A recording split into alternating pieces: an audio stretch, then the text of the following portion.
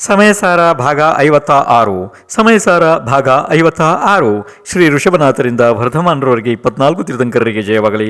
ನನ್ನ ಸಮಸ್ತ ಗುರುಗಳಿಗೆ ಜಯವಾಗಲಿ. ಈಗ ನೀವು ಸಮಯಸಾರವನ್ನು 56ನೇ ಭಾಗದಲ್ಲಿ ಕೇಳ್ತಾ ಇದ್ದೀರಿ. 55 ಭಾಗಗಳು ಹಿಂದೆ ಮುಗಿದೋಗಿದ್ದಾವೆ. ಅವುಗಳನ್ನು ಕೇಳ್ಕೊಬರ್ರಿ. ನೇರವಾಗಿ ಕೇಳೋದ್ರಿಂದ ಏನು ಗೊತ್ತಾಗೋದಿಲ್ಲ. ಆಯಿತು. ಈಗ ಹಾಗಾದರೆ ಪ್ರಶ್ನೆಗಳು ನೇರವಾಗಿ ಪ್ರಾರಂಭ. ಪ್ರಶ್ನೆ 772. ಜೀವಕ್ಕೆ ಸ್ಥಿರ ಅಂದರೆ ಶಾಶ್ವತ ಪದವಿಯು ಯಾವುದು ಇದೆ? ಇದಕ್ಕೆ ಉತ್ತರವಾಗಿ ಆಚರಿಸಿ ಕುಂದಕುಂದರು ಸಮಯಸಾರ ಮಹಾಶಾಸ್ತ್ರದ ನಿರ್ಜರ ಅಧಿಕಾರದ ಗಾಥಾ ಸಂಖ್ಯೆ 203 ಹೇಳುತ್ತಾರೆ, ಕೇಳಿರಿ. ಆಧಮ್ಮಿಧವ್ವ ಭಾವೇ ಅಪದೇ ಮೊತ್ತೂಣ ಗಿಣ್ಣತಃ ನಿಯತಂ ಸ್ಥಿರ ಮೇಘಾಮಿಮಂ ಭಾವಂ ಉವಲಂಬಂತಂ ತಾ ಸಹಾವೇಣ. ಈಗ ಈ ಗಾಥೆಯ ಅರ್ಥವನ್ನು ಹೇಳುತ್ತಾರೆ, ಕೇಳ್ರಿ. ಆತ್ಮನಲ್ಲಿ ಪರ ನಿಮಿತ್ತದಿಂದ ಆದ ಅಪದ ರೂಪ, ದ್ರವ್ಯ ಭಾವ ರೂಪ ಎಲ್ಲ ಭಾವಗಳನ್ನು ಬಿಟ್ಟು ನಿಶ್ಚಿತ ಸ್ಥಿರ ಏಕ ಸ್ವಭಾವದಿಂದಲೇ ಗ್ರಹಣ ಮಾಡಲು ಯೋಗ್ಯ ಈ ಪ್ರತ್ಯಕ್ಷ ಗೋಚರ ಚೈತನ್ಯ ಮಾತ್ರ ಭಾವಕ್ಕೆ ಹೇ ಭವ್ಯ, ನೀನು ಹೇಗೆ ಇರುತ್ತದೆಯೋ ಹಾಗೆ ಗ್ರಹಣ ಮಾಡು, ಅದೇ ನಿನ್ನ ಪದ ಇದೆ. ಪ್ರಶ್ನೆ 773. ಜೀವನಿಗೆ ಸ್ಥಿರವಾದ ಸ್ಥಾನ ಮತ್ತು ಅಸ್ಥಿರ ಸ್ಥಾನಗಳು ಯಾವುವು ಇವೆ? ಉತ್ತರ. ಇದು ನಿಮಗೆ ಪ್ರಶ್ನೆ ಅರ್ಥ ಆಯಿತು? ಹಾಗಾದರೆ ಉತ್ತರ ಕೇಳ್ರಿ. ನಿಜವಾಗಿಯೂ ಈ ಭಗವಾನ್ ಆತ್ಮನಲ್ಲಿ ದ್ರವ್ಯ ಭಾವರೂಪ ಅನೇಕ ಭಾವಗಳು ಕಾಣಿಸಿಕೊಳ್ಳುತ್ತವೆ. ಕೆಲವು ಆ ಆತ್ಮನ ಸ್ವಭಾವದಿಂದ ರಹಿತ ಇವೆ, ಅನಿಶ್ಚಿತ ಅವಸ್ಥಾರೂಪ ಇವೆ, ಕ್ಷಣಿಕ ವ್ಯಭಿಚಾರಿ ಭಾವಗಳು ಇವೆ. ಅವು ಎಲ್ಲವೂ ಅಸ್ಥಾಯಿ ಇರುತ್ತವೆ, ಅಂದರೆ ಅವು ಶಾಶ್ವತ ಇಲ್ಲ. ಸ್ಥಿರ ನಿಲ್ಲಲು ಸ್ವಭಾವವೂ ಇಲ್ಲ, ಅಂದರೆ ಅವು ಸ್ಥಿರ ನಿಲ್ಲುವ ಸ್ವಭಾವದವು ಅಲ್ಲ. ಆದ್ದರಿಂದ ಅಲ್ಲಿ ಸ್ಥಿರ ನಿಲ್ಲುವ ಆತ್ಮನಿಗೆ ಸ್ಥಿರವಾಗಲಿಕ್ಕೆ ಯೋಗ್ಯ ಸ್ಥಾನ ಇಲ್ಲ. ಹೀಗೆ ಇರುವುದರಿಂದ ಅವೆಲ್ಲ ಅಪದ ಸ್ಥಾನಗಳು ಇದ್ದಾವೆ. ಮತ್ತು ಯಾವ ಭಾವಗಳು ಆತ್ಮ ಸ್ವಭಾವದಿಂದ ಗ್ರಹಣವಾಗುತ್ತವೆ, ಸದೈವ ಅಂದರೆ ಯಾವಾಗಲೂ ನಿಶ್ಚಿತವಿರುತ್ತವೆ, ಏಕ ಇರುತ್ತವೆ, ನಿತ್ಯ ಇರುತ್ತವೆ, ಅವ್ಯಭಿಚಾರಿ ಇರುತ್ತವೆ. ಹೀಗೆ ಒಂದು ಜ್ಞಾನ ಮಾತ್ರ, ಚೈತನ್ಯ ಮಾತ್ರ ಜ್ಞಾನ ಭಾವವಿದೆಯೇ? ಆತ್ಮನು ಸ್ಥಾಯಿ ಭಾವ ಸ್ವರೂಪನು ಅಲ್ಲಿ ಇದ್ದಾನೆ, ಸದೈವ ವಿದ್ಯಮಾನನಿದ್ದಾನೆ. ಅದೇ ಸ್ಥಿರವಿರುವ ಆತ್ಮನಿಗೆ ಸ್ಥಿರವಾಗಲು ಯೋಗ್ಯ ಇದೆ. ಈ ಭಾವವು ಪದಭೂತವಿದೆ. ಹೀಗೆ ಇರುವುದರಿಂದ ಎಲ್ಲ ಅಸ್ಥಾಯಿ ಭಾವಗಳನ್ನು ಬಿಟ್ಟು ಸ್ಥಿರವಾದ ಪರಮಾರ್ಥ ಸ್ವರೂಪದಿಂದ ಸ್ವಾದದಲ್ಲಿ ಬರುವ ಈ ಜ್ಞಾನವೇ ಒಂದು ಆಸ್ವಾದನೆ ಮಾಡಲು ಯೋಗ್ಯ ಇದೆ. ಪ್ರಶ್ನೆ 774. ಹಿಂದೆ ಜೀವಾಧಿಕಾರದಲ್ಲಿ ಹೇಳಿದ ಸ್ಪರ್ಶಗಳು, ಸಂಸ್ಥಾನಗಳು, ಸಮನನಗಳು ಮತ್ತು ಗುಣಸ್ಥಾನಗಳವರೆಗೆ ಅನೇಕ ಭಾವಗಳು ಇದ್ದವು. ಆ ಭಾವಗಳನ್ನು ಏಕೆ ಸ್ವೀಕರಿಸಬಾರದು? ಉತ್ತರ. ಇದು ಗೊತ್ತಾಗ್ತೈತಿ ನಿಮಗೆ, ಏಕೆಂದರೆ ಇದು ಹಿಂದೆ ನಿಮಗೆ ಜೀವಾಧಿಕಾರದಲ್ಲಿ ಹೇಳಿದ್ರಲ್ವಾ, ಅವುಗಳನ್ನು ಹಾಗಾದರೆ ಯಾಕೆ ಸ್ವೀಕರಿಸಬಾರದು ನೋಡೋಣ. ಅದರ ಉತ್ತರ ಕೇಳ್ರಿ. ಮೊದಲು ವರ್ಣ ಆದಿಕ ಗುಣಸ್ಥಾನದವರೆಗೆ, ಅಂದರೆ ವರ್ಣ ಆದಿಗಳಿಂದ ಪ್ರಾರಂಭವಾಗಿ ಗುಣಸ್ಥಾನದವರೆಗೆ ಭಾವಗಳನ್ನು ಹೇಳಿತ್ತು. ಅವು ಎಲ್ಲವೂ ಅನಿಯತ, ಅನೇಕ, ಕ್ಷಣಿಕ, ವ್ಯಭಿಚಾರಿ ಇಂಥ ಭಾವಗಳು ಇವೆ. ಅವು ಆತ್ಮನ ಪದಗಳು ಅಲ್ಲ. ಮತ್ತು ಯಾವುದು ಸ್ವಸಂವೇದನಾ ರೂಪ ಜ್ಞಾನವಿದೆ, ನಿಯತ, ಏಕ, ನಿತ್ಯ, ಅವ್ಯಭಿಚಾರಿ ಇದೆ, ಅದು ಸ್ಥಾಯಿ ಭಾವ ಇದೆ. ಅದು ಆತ್ಮನ ಪದವಿದೆ. ಜ್ಞಾನಿಗಳಿಗೂ ಸಹ ಸ್ವಾದ ಮಾಡಲು ಅದು ಯೋಗ್ಯ ಇದೆ.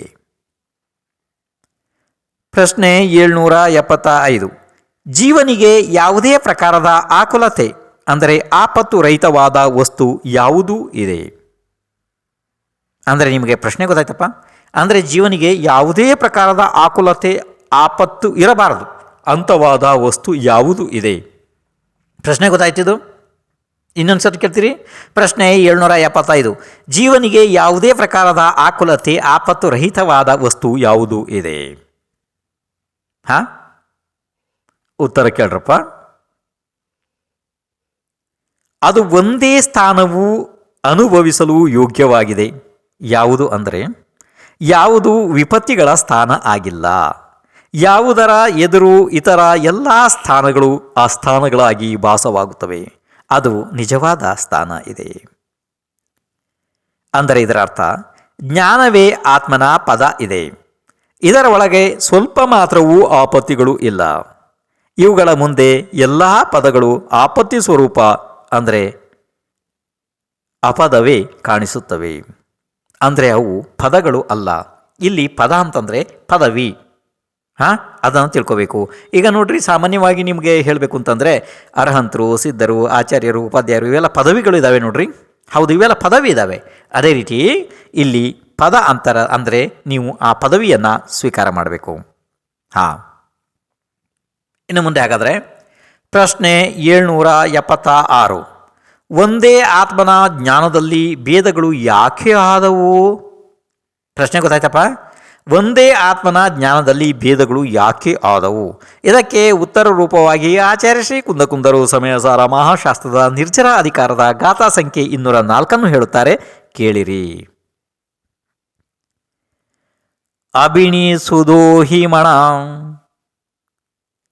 ಕೇವಲಂ ಚಾತಂ ಹೋದಿ ಏಕಮೇವ ಪದಂ ಸೋ ಏಸೋ ಪರಮಟ್ಟೋ ಜಂ ಲಹಿದುಂ ನಿಮ್ಮುದಿಂ ಜಾದಿ.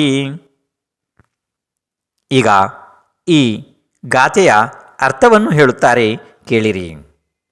ಮತಿಜ್ಞಾನ, ಶ್ರುತಜ್ಞಾನ, ಅವಧಿಜ್ಞಾನ, ಮನಃ ಪರ್ಯಾಯ ಜ್ಞಾನ, ಕೇವಲ ಜ್ಞಾನ ಇವು ಒಂದೇ ಜ್ಞಾನಗಳ ಭೇದಗಳು ಇವೆ. ಅವು ಜ್ಞಾನಪ್ರದಕ್ಕೆ ಪ್ರಾಪ್ತವಾಗಿವೆ. ಎಲ್ಲವೂ ಜ್ಞಾನ ಹೆಸರಿನಿಂದ ಹೇಳಲ್ಪಡುತ್ತವೆ. ಇದು ಶುದ್ಧ ನಯದ ವಿಷಯ ಸ್ವರೂಪ ಜ್ಞಾನ ಸಾಮಾನ್ಯವಿದೆ. ಅದರಿಂದ ಇದುವೇ ಶುದ್ಧ ನಯವಿದೆ.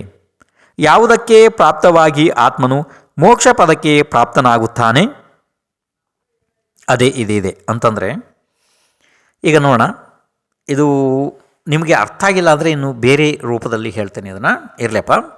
ಪ್ರಶ್ನೆ 777. ಜ್ಞಾನವು ಹೀನಾಧಿಕವಾಗಿ, ಇನ್ನೊಂದ್ಸಲ ಕೇಳ್ರಿ, ಜ್ಞಾನವು ಹೀನಾಧಿಕವಾಗಿ ಯಾಕೆ ಪ್ರಕಟವಾಗುತ್ತದೆ ಮತ್ತು ಮೋಕ್ಷದ ಪ್ರಾಪ್ತಿ ಹೇಗೆ ಆಗುತ್ತದೆ? ಹಾಂ, ಇಲ್ಲಿ ಪ್ರಶ್ನೆ ಗೊತ್ತಾಯ್ತು ನಿಮಗೆ. ಯಾಕೆಂದರೆ ನಿಮಗೆ ಅನುಭವದಲ್ಲಿ ಬರ್ತದೆ ಯಾರ್ದೋ ಜ್ಞಾನ ಹೀನ ಭಾಳ, ಯಾರ್ದೋ ಅಧಿಕ, ಹೀಗೆಲ್ಲ ವ್ಯತ್ಯಾಸ ಇರ್ತದೆ ಅಲ್ವಾ? ಅದು ಪ್ರಶ್ನೆ ಗೊತ್ತಾಯಿತು. ಪ್ರಶ್ನೆ ಇನ್ನೊಂದ್ಸಲ ಕೇಳ್ರಿ. ಪ್ರಶ್ನೆ 777. ಜ್ಞಾನವು ಹೀನ ಅಧಿಕವಾಗಿ ಯಾಕೆ ಪ್ರಕಟವಾಗುತ್ತದೆ ಮತ್ತು ಮೋಕ್ಷದ ಪ್ರಾಪ್ತಿ ಹೇಗೆ ಆಗುತ್ತದೆ? ಗೊತ್ತಾಯ್ತಲ್ಲಪ್ಪ? ಹಾಂ, ಸಮಾಧಾನವಾಗಿ ಉತ್ತರ ಕೇಳ್ರಿ. ನಿಶ್ಚಯವಾಗಿ ಆತ್ಮನೇ ಪರಮ ಪದಾರ್ಥ ಇದೆ. ಆತ್ಮ ಎಂದರೆ ಪೂರ್ವಕಥಿತ ಜ್ಞಾನವೇ ಇದೆ. ಅಂದರೆ ಹಿಂದೆ ಹೇಳಿದ್ರಲ್ಲ, ಆ ಜ್ಞಾನವೇ ಇದೆ. ಆತ್ಮ ಒಂದೇ ಪದಾರ್ಥವಿದೆ. ಅದರಿಂದ ಜ್ಞಾನವೂ ಕೂಡ ಒಂದೇ ಪದಕ್ಕೆ ಪ್ರಾಪ್ತವಾಗುತ್ತಾನೆ. ಜ್ಞಾನ ಹೆಸರಿನ ಒಂದು ಪದವಿದೆ. ಅದು ಪರಮಾರ್ಥ ಸ್ವರೂಪ ಸಾಕ್ಷಾತ್ ಮೋಕ್ಷದ ಉಪಾಯ ಇದೆ. ಮತಿ ಜ್ಞಾನ ಆದಿಗಳು ಜ್ಞಾನದ ಭೇದಗಳು ಇವೆ. ಆ ಜ್ಞಾನ ಹೆಸರಿನ ಒಂದು ಪದಕ್ಕೆ ಭೇದ ರೂಪ ಮಾಡುವುದಿಲ್ಲ, ಅದು ಒಂದುಗೂಡಿಸುತ್ತದೆ. ಅಂದರೆ ಇದನ್ನು ಒಂದು ಸ್ವಲ್ಪ ಇನ್ನು ಬೇರೆ ರೀತಿ ವಿಸ್ತಾರವಾಗಿ ಕೇಳ್ರಿ ಸ್ವಲ್ಪ. ಯಾಕೆಂದರೆ ನಿಮಗೆ ಇದು ಹಿಂದೆ ಗೊತ್ತಾದ ಹಾಗೆ ನನಗೆ ಯಾಕೋ ಕಾಣ್ತಾ ಇಲ್ಲ. ಹಾಗಾದರೆ ಒಂದು ಸ್ವಲ್ಪ ಬೇರೆ ರೀತಿ ವಿಸ್ತಾರವಾಗಿ ಕೇಳ್ರಿ. ಅಂದರೆ ಜ್ಞಾನ ಹೆಸರಿನ ಪದವನ್ನು ವೃದ್ಧಿ ರೂಪದಿಂದ ಪ್ರಕಟಿಸುತ್ತದೆ. ಇದನ್ನೇ ಹೇಳುತ್ತಾರೆ. ಈ ಲೋಕದಲ್ಲಿ ಮೋಡಗಳಿಂದ ಸಂಕೋಚ ರೂಪವಾಗಿ ಆಚ್ಛಾದಿತನಾದ ಸೂರ್ಯನು ಆ ಮೋಡಗಳ ದೂರವಾಗುವಿಕೆಗೆ ಅನುಸರಿಸಿ ಪ್ರಕಟವಾಗುತ್ತಾನೆ. ಅವನ ಪ್ರಕಟದಿಂದ ಪ್ರಕಾಶದಲ್ಲಿ ಹೀನ ಅಧಿಕ ಭೇದಗಳು ಆಗುತ್ತವೆ. ಆದರೂ ಸಹ ಅವು ಸಾಮಾನ್ಯ ಜ್ಞಾನವನ್ನು ಭೇದಿಸುವುದಿಲ್ಲ. ಅದೇ ಪ್ರಕಾರ ಕರ್ಮ ಸಮೂಹಗಳ ಉದಯದಿಂದ ಸಂಕೋಚ ರೂಪವಾಗಿ ಆಚ್ಛಾದಿತವಾದ ಆತ್ಮನು ಆ ಕರ್ಮದ ಕ್ಷಯಕ್ಷಮದ ಅನುಸಾರ ಪ್ರಕಟವಾದ ಜ್ಞಾನದಲ್ಲಿ ಹೀನಾಧಿಕ ಭೇದಗಳು ಆಗುತ್ತವೆ. ಅವು ಆತ್ಮನ ಸಾಮಾನ್ಯ ಜ್ಞಾನವನ್ನು ಭೇದಿಸುವುದಿಲ್ಲ, ಆದರೆ ಸ್ಪಷ್ಟ ರೂಪದಿಂದ ಪ್ರಕಟಿಸುತ್ತವೆ. ಇದರಿಂದ ಎಲ್ಲ ಭೇದಗಳು ಎಲ್ಲಿ ದೂರವಾಗಿವೆ ಅಂತಹ ಆತ್ಮನ ಸ್ವಭಾವಭೂತ ಒಂದು ಜ್ಞಾನದ ಅವಲಂಬನೆಯನ್ನೇ ಮಾಡಬೇಕು. ಆ ಜ್ಞಾನದ ಅವಲಂಬನೆಯಿಂದಲೇ ನಿಜ ಪದದ ಪ್ರಾಪ್ತಿ ಆಗುತ್ತದೆ. ಅದರಿಂದಲೇ ಭ್ರಮವು ದೂರವಾಗುತ್ತದೆ, ನಾಶವಾಗುತ್ತದೆ. ಅದರಿಂದಲೇ ಆತ್ಮನ ಪ್ರಾಪ್ತಿ ಮತ್ತು ಅನಾತ್ಮನ ಪರಿಹಾರ ಆಗುತ್ತದೆ. ಹೀಗೆ ಆದಾಗ ಕರ್ಮದ ಉದಯಕ್ಕೆ ಮೂರ್ಛೆ ಬರುವುದಿಲ್ಲ. ಅಂದರೆ ಕರ್ಮೋದಯದಿಂದ ಜೀವ ಮೂರ್ಛಿತನಾಗುವುದಿಲ್ಲ. ರಾಗ ದ್ವೇಷಗಳು ಉತ್ಪನ್ನವೂ ಆಗುವುದಿಲ್ಲ. ರಾಗ ದ್ವೇಷಗಳ ಹೊರತು ಕರ್ಮಗಳ ಆಶ್ರವಗಳು ಆಗುವುದಿಲ್ಲ. ಕರ್ಮಗಳ ಆಶ್ರವವಿಲ್ಲದ್ದರಿಂದ ಬಂಧವೂ ಕೂಡ ಇಲ್ಲ. ಪೂರ್ವದಲ್ಲಿ ಕಟ್ಟಿದಂಥ ಕರ್ಮಗಳು ಭೋಗಿಸಿದ ನಂತರ ನಿರ್ಜರೆಯಾಗಿ ಹೋಗುತ್ತವೆ. ಎಲ್ಲ ಕರ್ಮಗಳ ಅಭಾವವಾಗಿ ಸಾಕ್ಷಾತ್ ಮೋಕ್ಷದ ಪ್ರಾಪ್ತಿ ಆಗುತ್ತದೆ. ಹೀಗೆ ಜ್ಞಾನ ಅವಲಂಬನದ ಮಹತ್ವ ಇದೆ. ನನಗನ್ಸುತ್ತೆ ಸಾಮಾನ್ಯವಾಗಿ ಇದು ನಿಮಗೆ ಗೊತ್ತಾಯಿತು ಅನ್ನಿಸುತ್ತಿದೆ. ಬೇರೆ ರೀತಿಯಿಂದ ಹೇಳಬೇಕು ಬೇಡವಲ್ಲ. ಏಕೆಂದರೆ ನೋಡ್ರಿ, ಸೂರ್ಯನಿಗೆ ಮೋಡಗಳು ಅಡ್ಡ ಬರ್ತವೆ, ಇದು ನಿಮಗೆ ಗೊತ್ತಿದೆ ಅಲ್ವಾ. ಆವಾಗ ಇಲ್ಲಿಗೆ ಬರುವಂಥ ಸೂರ್ಯನ ಬೆಳಕಿನಲ್ಲಿ ಹೀನ ಅಧಿಕ ಹಾಗೆ ಆಗ್ತದೆ ಅಲ್ವಾ. ಅದೇ ರೀತಿ ಆ ಮೋಡಗಳು ಸರಿದಾಗ ಏನಾಗ್ತದೆ, ಸಂಪೂರ್ಣ ಸೂರ್ಯ ಪ್ರಕಟನಾಗುತ್ತಾನೆ ಅಲ್ವಾ. ಅದೇ ರೀತಿ ಜ್ಞಾನಾವರಣ ಕರ್ಮ ನಮ್ಮದು ಸರಿದಾಗ ಸಂಪೂರ್ಣ ಕೇವಲ ಜ್ಞಾನ ಕೂಡ ಪ್ರಕಟ ಆಗ್ತದೆ. ಮತ್ತು ಅದರಿಂದಲೇ ಮೋಕ್ಷದ ಪ್ರಾಪ್ತಿ ಕೂಡ ಆಗ್ತದೆ. ಇರಲಿ, ಹಾಗಾದರೆ ಇನ್ನು ಮುಂದೆ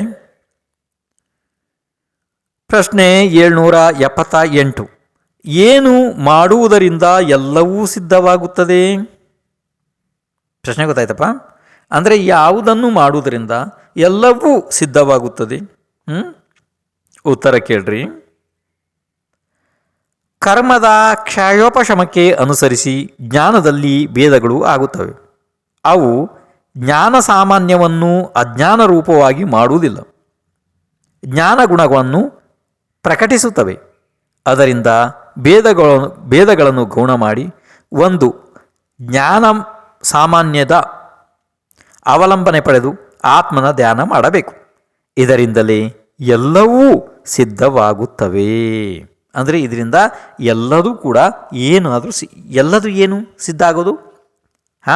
ಅಂದರೆ ಪರಮಾರ್ಥ ಏನು ಲಕ್ಷ್ಯ ಇದೆ ಜೀವದ್ದು, ಮೋಕ್ಷ ಪ್ರಾಪ್ತಿ ಏನಿದೆ, ಅದು ಎಲ್ಲನೂ ಇದರಿಂದನೇ ಸಿದ್ಧ ಆಗ್ತದೆ. ಮುಂದೆ ಪ್ರಶ್ನೆ 779. ಒಂದೇ ಜ್ಞಾನದಲ್ಲಿ ಅನೇಕ ವಿಕಲ್ಪಗಳ ಕಾರಣ ಏನು ಇದೆ? ಪ್ರಶ್ನೆ ಗೊತ್ತಾಯ್ತಪ್ಪ.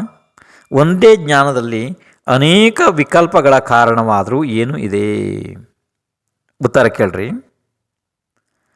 ಅನೇಕ ರತ್ನಗಳಿಂದ ಕೂಡಿದ ಅಂದರೆ ತುಂಬಿದ ಸಮುದ್ರವು ಒಂದೇ ಒಂದು ಜಲದಿಂದ ತುಂಬಿರುತ್ತದೆ.